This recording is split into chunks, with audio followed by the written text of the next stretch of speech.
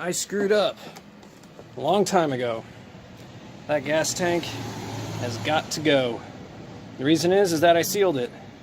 And being that this is a fuel-injected car, where the sending unit is in the center of the tank, that circle sending unit goes in, there's a well underneath there that I think I talked about in my tank restoration video, which I really should delete now because it's full of misinformation. So there's the well there where the filter goes in and then the line comes out to go to the back of the engine. I was always wondering how fluid got in there, because it looked like it was just a well. Well. There's actually there's slots underneath the well that allow the fuel from other parts of the gas tank to go to the bottom of it, to go to the line out back to the engine. By sealing it, I have closed those parts. And I know that because I tried to fill up fuel from the filler cap, and then I go and I put about a half a tank in there, and I go turn on the car and the fuel gauge hasn't moved at all. And the engine wouldn't start. So I look underneath the car. Both the filters, they're completely dry. There's no fuel in any of them. So the reason for that is that the channels have been plugged by the sealant. So this gas tank is trash. And I gotta swap it out. Fortunately, the VW community is pretty awesome. And I was able to get another gas tank for about 90 bucks. So I am going to, hang on, anti-flag, let me get rid of you here. So, yeah. So I'm going to be cleaning this one out a different way. Putting gas in here, and then a bunch of bolts and nuts and whatnot, and just sloshing it around. New gas, old gas. I'm basically just watching until the gas comes out nice and clear. And that means I'm done. So, let me set this up. I can't believe I didn't think of that. Because I was always wondering to myself, I'm like, why? I was like, how does the fuel get to the bottom of the gas tank with that well in there? And I never thought. I never stopped and thought. I just moved. And I thought, well, Volkswagen probably has some super secret thing to make it so it works, but it's not a super secret thing. It's just that they have channels in there that I plugged up. So, that was a big old dum-dum.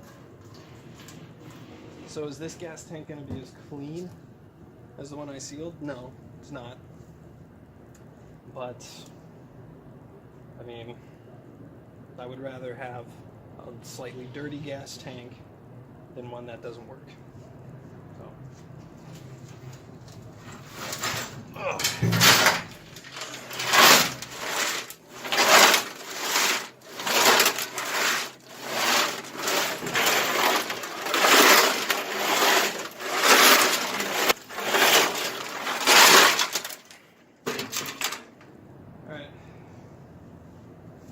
Let's see how it comes out as.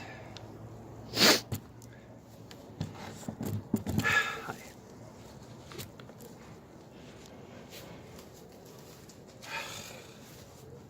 This is something that I didn't want to do second time. But thankfully it's not that hard. It's just a pain in the ass. Like, taking these gas tanks out really, it's not that big of a deal.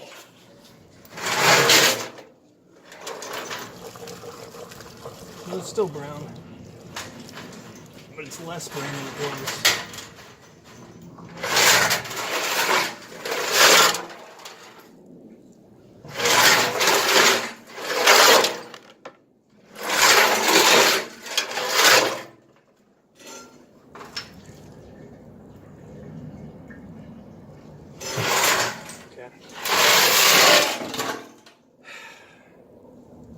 Alright, so I'm gonna go get some more gas because the good gas is now, I'm now out of the good gas. So I'm just gonna do that until it comes out clear, or clear enough, because it used to, I've done this about 4 times now, and it went from being dark brown to like kind of pinkish, if not like light brown. So I just gotta keep going. I'll get there. Then I have a new fuel filter and other stuff in the mail that I need to install in here the same way I did in the old video. And then I'm good. And then I can just put the new one in. But I'm just gonna keep doing that for a while. All right, I think I'm pretty much done. This is probably, I want to say this is probably my 10th pass doing this. And it's coming out clear with a little bit of brown in there, but not too much. Enough that I think that I'll be able to run it for a little while. And at least like have the filters pick it up and maybe swap filters after the first couple tanks. But I don't think there's too much left in this that I haven't got. So put about 3 gallons worth of fuel through it doing this. So hopefully this is the last time I gotta do it.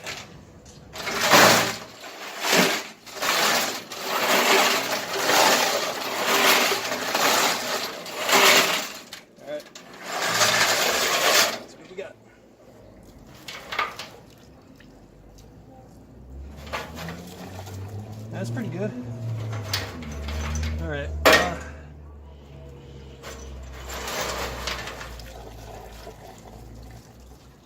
Probably do it one more time.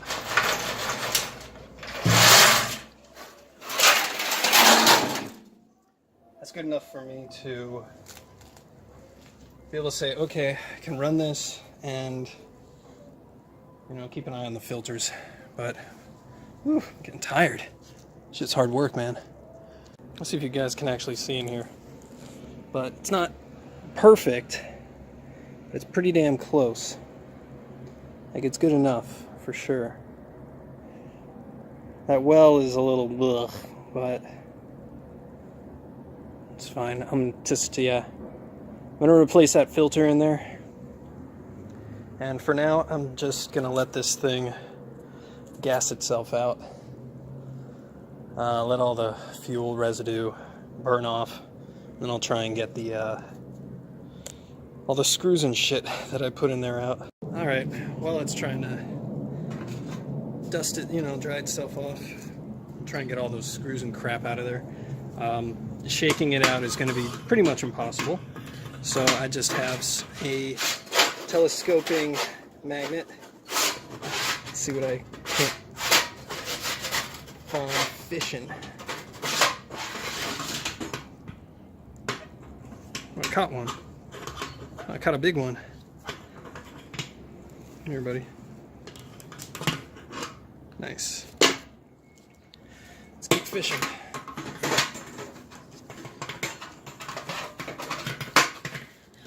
Tell you what, it's really good at cleaning up all your stray bolts, that's for sure.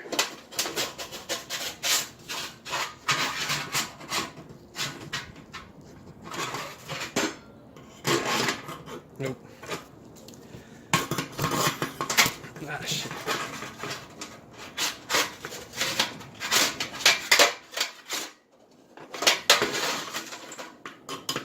Ooh, got some. You get the idea. Ask me how upset I am, guys. New tank is in. And what do you see here? That's right. A crack in the bottom of the tank, right there. It's fucking annoying. So it looks like I'm draining this new fuel tank again. I have to have my friend over to help me lift it out of the car again and try and seal that shit with JB weld.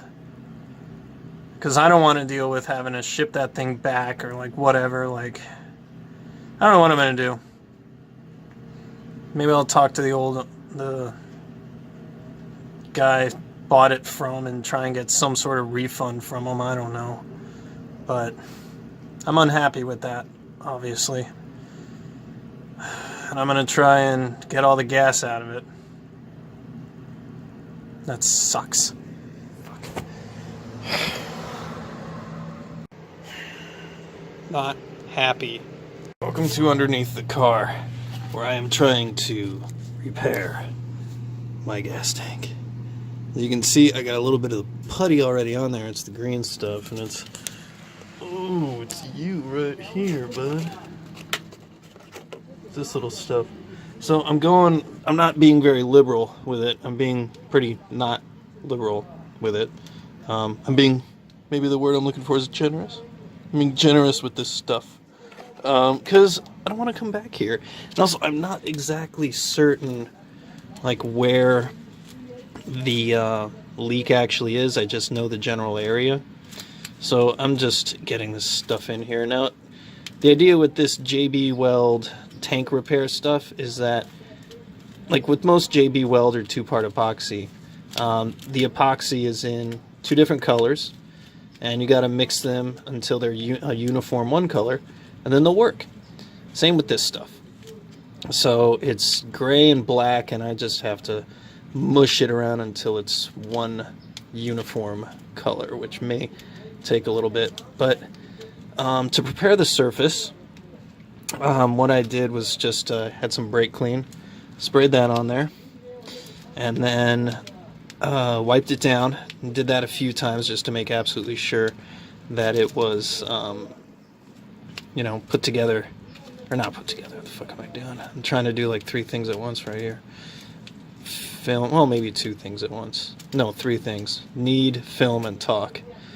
That's way harder than walking and chewing bubble gum, I tell you what. So, yeah, so just the surface has to be clean of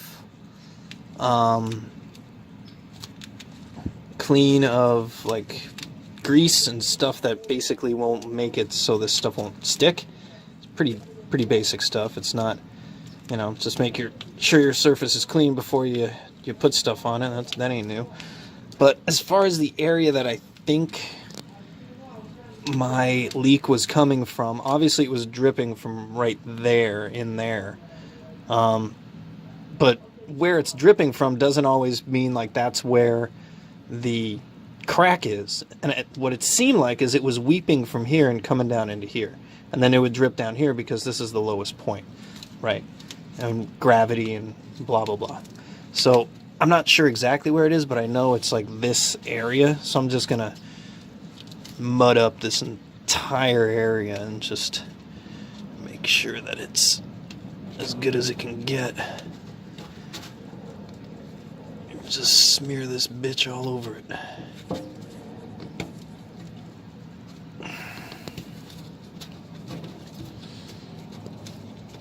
Because it's the bottom of a gas tank, and me and the guys who will have to do alignments on this thing, because I ain't doing that, are the only guys who are ever going to see this sort of work. So press down and roll off like this. Press down, roll off, because you don't want to do that because then it'll just flake off. So you press down and you roll it off. And make sure that your edges are as good as you can get them. There we go. Because at the very least, like, maybe you don't press into the actual, ideally you want to be able to press into the actual cut wherever it is, but you definitely want to make sure that this stuff seals. So on its edges, it's actually sealed in, you know. So press and roll. And wear gloves. I've seen guys do this without gloves on. What the fuck is wrong with you people? Wear gloves, man. I mean, I know I'm a bit of a phobe with this stuff, but Christ's sake, man.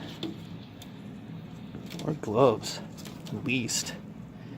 Alright, this is going to be my last little bit. So the cure time with this is 10 minutes to cure. Then I think they said it's an hour to the point where it's like good to go and you can send fuel through it. So I have to start using my other fingers because I got a lot of old residue of this stuff. I gotta start using my other fingers and use my middle finger, my favorite finger. Ugh, get in there. Hopefully this will stop this from happening again. And guys also apparently have some pretty good success rate with this stuff. I've never used it before.